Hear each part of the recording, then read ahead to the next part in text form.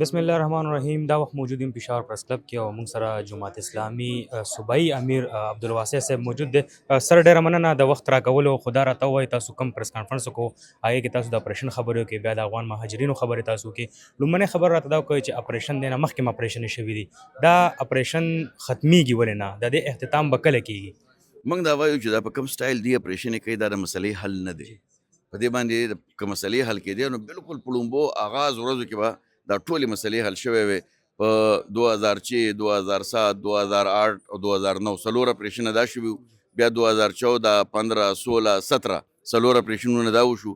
حل دا دی چې حکومت د ټارګېټډ کاروایي وکړي او داسې اقدامات دی وکړي چې د هغې په ذریعه خلکو ته اعتماد میلاو شي. اوس صورتحال دا دی چې خلک بې اعتماده دی، د حکومت په اعلاناتو بې اعتماده دی، د سکیورټي په ادارو په اقداماتو بې اعتماده دی، د سکیورټي ادارو په اعلاناتو او اقداماتو باندې د خلکو سوالات اوچتېږي، د خلک د شکوک و شبهات ښکار دی.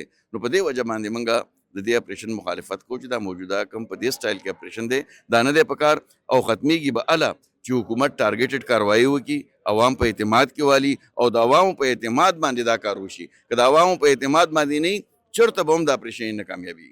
سر تاسو په خپل پریس کانفرنس کې دغه ذکر وکړو چې زموږ حکومت پاکستان نه اپیل دی چې اپریشن دې مزید نه کوي. نو کوم حکومت پاکستان نه ستاسو اپیل دی؟ سیاسي خلکو نه یا نورو خلکو نه؟ موږ دا وایو چې کومو خلکو په لاس کې اختیار دی او دستخط کوي او هغه خلک څوک دي سر؟ او هغې ځان ته د پاکستان د حکومت مشران وایي او بین الاقوامي نمایندګي کوي، هغه وزیر اعظم دی. زما لومبی سوال د دې وزیر اعظم نه دی، زما سوال د پاکستان د آرمی چیف نه دی، زما سوال د پاکستان د سکیورټي ادارو نه دی چې کم منتخب حکومت دی، کم سکیورټي ادارې دي. هغه سکیورټي ادارې چې د عوامو سره یو مینه محبت دا ټول ملک د انډیا خلاف د دې سره یو ځای ولاړو، ولې دا د دې په کارکردګۍ باندې دلته سوال اوچتېږي؟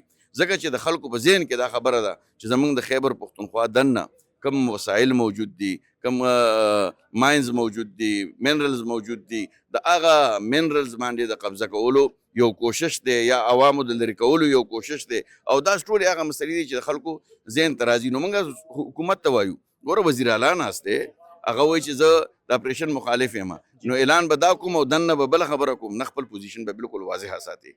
او چې د یو طرف ته ډي سي لګیا دی مذاکرات کې، ډي سي څوک دی؟ د وزیر اعلی نماینده دی، دا د سټیټ نوکر دی.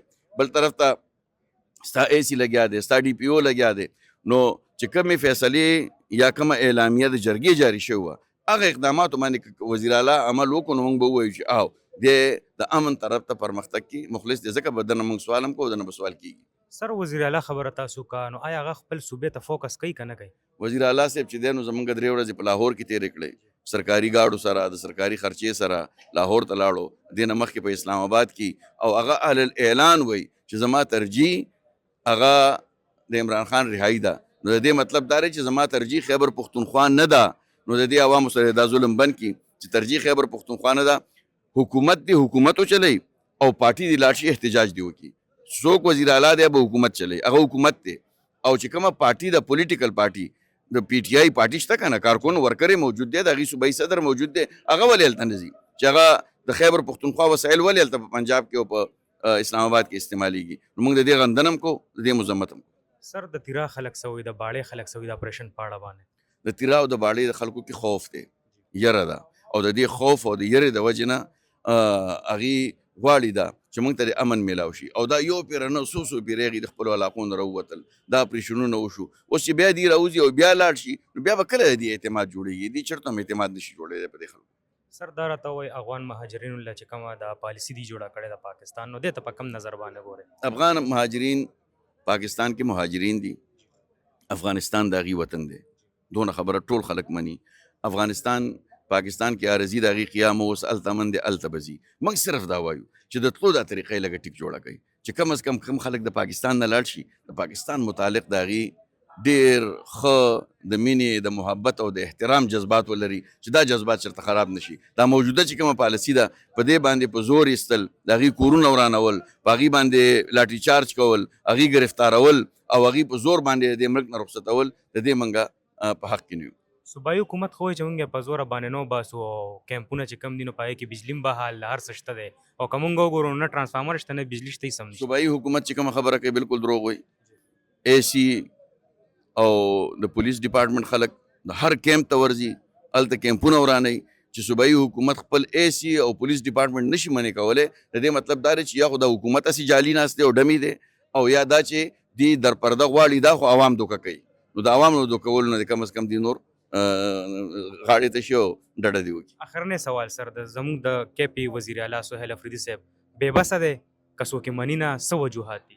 په ښکاره خو داسې ښکاري چې دغه سر نه دا ترجیح نه ده او هغه غواړي نه ده چې په دې صوبه کې د عوامو ته څه ریلیف میلاو شي. که هغه اقدامات وکړي او بیا څوک نه مني، دا ټول قوم به ورسره ودرېږي. خو هغه خو په لاهور او په اسلام آباد کې ناست دی چې خپلې صوبې ته توجه وکړي، نو خلک به ورسره ملګري شي. ډېره مننه سر د وخت راکولو. دا و عبدالواسع صاحب چا چې موږ سره خبرې شریک کېدو. زموږ نننی پروګرام در بل پروګرام پورې ماله زما ټیم لره کې اجازه د لوی الله په امان.